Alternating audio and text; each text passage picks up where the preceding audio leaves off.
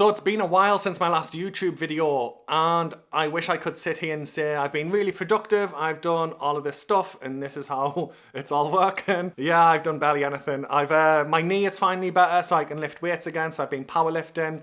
I've been playing an ungodly amount of a game called Hearthstone. Thankfully, I hate the new expansion and I don't like the current meta, so I've quit that and I thought I'd best start a new site and I want to document it here on YouTube, and this is the month 0 update, so basically plans for the site and what I want to do moving forward. There will be some basically housekeeping for the YouTube channel in this as well. I'll timestamp everything below so you can just skip ahead because this will be a long video. One thing I do want to say is I'm going to delete all the old content on this YouTube channel. I'm getting comments on really old videos and so much has changed in the last year. I don't have time to go back and watch all my old videos to see if that's still stuff I'm doing, so I'm just going to delete it all. I think that's the easiest way and the most time efficient way, both for me and you, if you see my old videos and you think I'm going to try this. And then moving forward, if stuff for this project works, I'll upload new content, new videos onto YouTube and say this is how I'm doing keyword research in a post-helpful content update world with AI and all the other stuff that's happening. But yeah, we'll touch on that as we go through the channel. Another thing that I want to do with this channel is just document what I'm doing. There's well, I've been watching a lot of these channels actually. The two main ones is Where I See It, which is a girl who does branded merch on Shopify, I believe she used. The other one is Coco Natasha,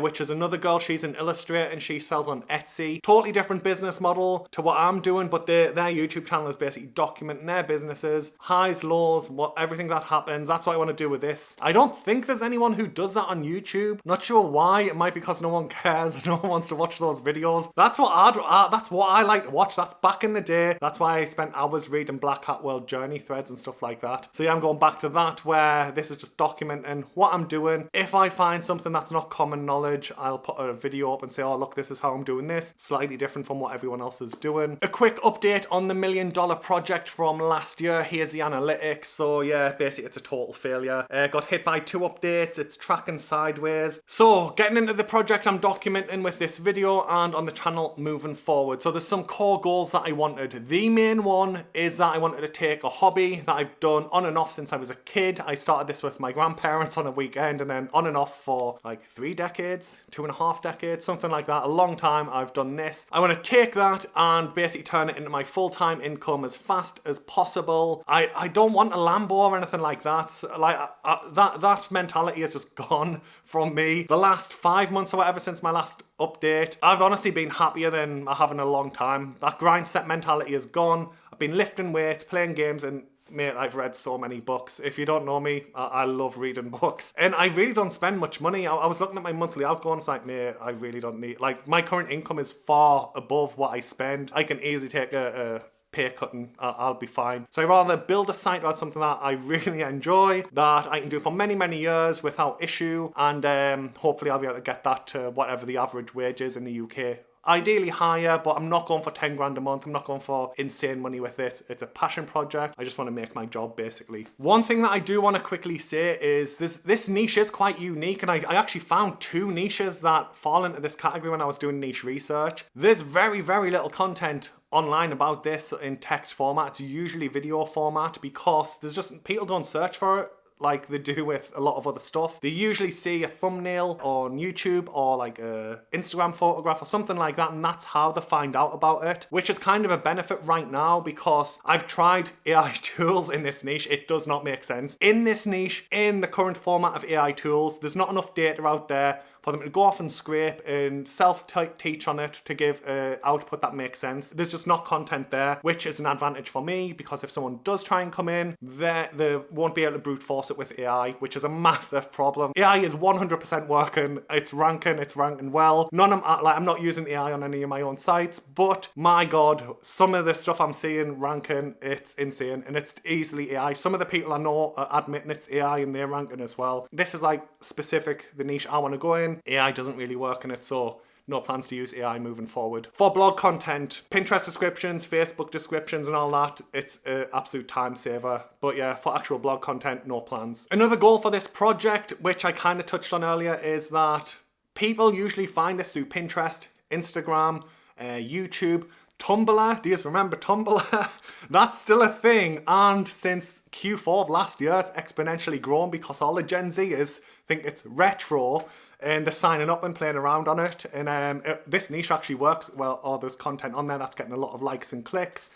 So yeah, I'm looking at Tumblr as a traffic source as well. That is one thing I'm looking for. I want as many different traffic sources as possible to funnel into my site, because Google is just getting harder and harder and harder. So with that, Google is getting harder and harder and harder comment, just to clarify what I mean on that. The first thing is the input-output or I/O event they did recently, where they showed how their AI is going to be rendered in the SERP. Personally, I think that looks cool as a searcher. It will help me with a lot of my searches. Unfortunately, in this industry, that is going to hit my sites where I've built them massively.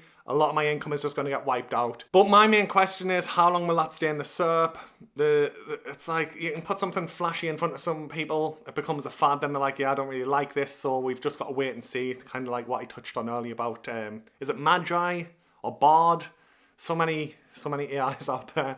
But yeah, wait and see, but I'm not putting time and effort into Google traffic right now. Another thing that I kind of touched on earlier is that, mate, AI content is working. It's swamping the SERPs. I know a few people who are doing it and are doing it quite well. And yeah, I've got no plans in doing that method. But again, like I said, it doesn't really work in this niche. My old methods of zero search volume keywords, low search volume, low competition, it's so easy. Wait, I'm not a coder. I don't actually know how easy it is, but is it Python or something to do with a snake? People who can code, making these bots to just pull stuff from ChatGPT or OpenAI's API, and they're just churning insane amounts of articles out per day, thrown on edge domains, and it is ranking. Another thing I am not focusing on Google for is algorithm updates. It's like, mate, the senior Google engineers, it's as if they've dropped some acid and just started churning them updates out like there's no tomorrow. There's another thing, I don't think it has an official name or something the community are talking about properly yet. I've seen it a lot on FatStacks. There's multiple threads on the FatStacks forum about this. I was in a Discord group earlier this year. There was a lot of people in there talking about it, and another Discord group the back end of last year that had people talking about this. I think it's part of the helpful content updates. They've added something there. Basically, your site in Search Console on a new site, your impressions will start going up and up and up, and then all of a sudden on one day it just stacks it down to 0. If you've got a rank tracker, you're kicked out of the top 100 of Google. To my knowledge, I don't know anyone who's been hit by that, who's recovered. There's very little information on what's actually causing it. And it's like with the snippet ban, which to my knowledge, even now, Google still say there's no snippet ban. But I think someone tweeted John Mueller, one of Carl Broadbent's videos like last year, the year before, where he was going over his data. I know a lot of people who have lost all of their snippets site-wide. Some people are earning a very high amount of money per month from Google traffic, and then they report, oh, I lost every single snippet all across my site. And as far as I'm aware, even now Google is saying there's no such thing as a snippet ban. It's like, look at the data, dude. And I think the same thing's going to happen with that new thing I was on about, where your impressions go up and then all of a sudden just stack it into the deck. Personally, I think Google are going to say this isn't a thing, even though there's a ton of people in the community having this exact same issue. There's plenty of data out there. Google will just deny it. So moving on to traffic sources that I want to play around with for this blog. Here's a little slide that kind of explains what I'm going to try and do. The main properties at the top of the WordPress icon is just the blog, and YouTube is YouTube. The amount of times I've flip-flopped between them today alone is insane. Before I went to lift weights earlier, I was like, right, I'm going all in on YouTube. Got back between my sets during lifting, I was thinking, no, keep the blog. I got back, I was all in on YouTube. On the blog, I wasn't going to do YouTube. Back and forth, back and forth. Right now, I'm thinking keep both until the Google AI is in the SERP, so I can actually see what's happening and if there is much potential for Google traffic. But I can use the blog for Pinterest and Facebook traffic, as I can point them at YouTube if needed. So they're the main two things I'm growing, Pinterest and Facebook pages. Then I can aim them at the blog or the YouTube channel as required. Then moving down to the tier 2 traffic sources, as you can see, Google's in there. My current thinking is if I get secondary searches, long tails and stuff like that coming in, great. Until I know more about Google, I'm not really putting much effort in. I'm doing more social media kind of content. The next icon we've got is Tumblr. There was literally a meme saying Tumblr is dead, but like they've still got 135 million active users per month, I believe, and their signups are grown. This particular niche niche that I want to go into. Seems to be doing well on Tumblr. Then we've got Reddit. Reddit is more, I want to share some of the stuff I'm doing, and it's more, I'm on there on the branded account for this project, talking, rather than actually trying to drive traffic. But if I can pull traffic, great. Reddit traffic's one of the main reasons I grew this channel back in the day. I think I was getting 10,000 views a month from Reddit or something on the analytics, I can't remember. The profile links work very, very well just by commenting on various niche related subs. So yeah, Twitter, personally, I don't think Twitter's going to work well, but it's automated via Buffer anyway, so it's literally, it adds like 5 seconds to my workflow, if that. So we'll wait and see with Twitter. And then down at the bottom there, we've got Instagram and TikTok. Yeah, they're both down as standalones because it's kind of hard to drive traffic to the blog or to YouTube with either of those platforms, but there's a lot of sponsorship potential out there, and I'm not sure how it works on Instagram or TikTok, but I want the vertical format videos for my YouTube channel for YouTube Shorts anyway, so repurpose them, throw them onto Instagram Reels and TikTok as video content. I'm going to have a ton of photograph content for Facebook page, so that's getting thrown onto Instagram, so it kind of makes sense. Doesn't add much to the workflow, just to try and grow Instagram and TikTok for this as well. So yeah, they're on there. I want to quickly share this as well, and this is why I keep bouncing, but mate, it's insane, like how polar I am with going for the blog and going for YouTube. Right now I'm thinking both. This is the slide though. Main advantages is how I see it for blogging. Higher RPMs, Mediavine pays a ton more than Google AdSense does on video, but the sponsorships kind of offset that. But yeah, I've got a friend in a similar niche to this, where same parent niche, different sub niche. She gets 30 something dollars RPM average on Mediavine, $2 on RPM on her YouTube channel, so that's how drastic the difference is for display ads in this niche. The other advantage I can personally see for blogging is the production time. It's very low effort compared to creating videos, it really is. But on the flip side, that is an advantage for video because the barrier of entry is higher, more people will give up, less people will even try to do a YouTube channel. So yeah, I guess there's just so many variables. Moving over to the video, the reach potential for video content right now is insane. Like I said, I've got a friend in a different sub niche to the niche I want to go in. It's insane the numbers she is pulling on video. It's just unfortunate that her RPMs are terrible. By video as well, I don't just mean YouTube. I mean YouTube, TikTok, Instagram Reels, and the Pinterest ideas pins, which is their vertical format videos. Right now, video is harder to do for AI. I've seen some of them fake people things where you put it in the corner and it's like, mate, what the hell is that? So right now, with the way the video AI tools are in the niche, in general, I don't think AI is going to be a threat for YouTube at all. Another advantage for video is the YouTube widget. I've been ranting about this for like 4 years. I've lost so much traffic because of Google putting the YouTube widget into the Google organic SERP, that little horizontal widget where you see the 3 or 4 YouTube videos. I want to use that to my advantage and pull traffic to my YouTube channel for this brand via Google, and I think basically leaning into that rather than trying to combat it is going to be the best way moving forward. And then we've got Show Don't Tell, and I think I got this idea from Morton from the Passive Income Geek. He just made it wasn't even the point of his video, he just made a passing comment in one of his videos about how he's gone very, very media heavy, and he's trying to show you like how to do it instead of tell you in text.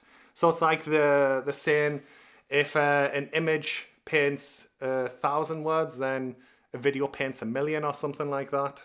Yeah, I can't really remember it, to be honest. Something like that, something about how video is better than an image and an image is better than text. Then we've got authenticity and trust, which, let's be honest, it's how many of you are building blogs with AI right now.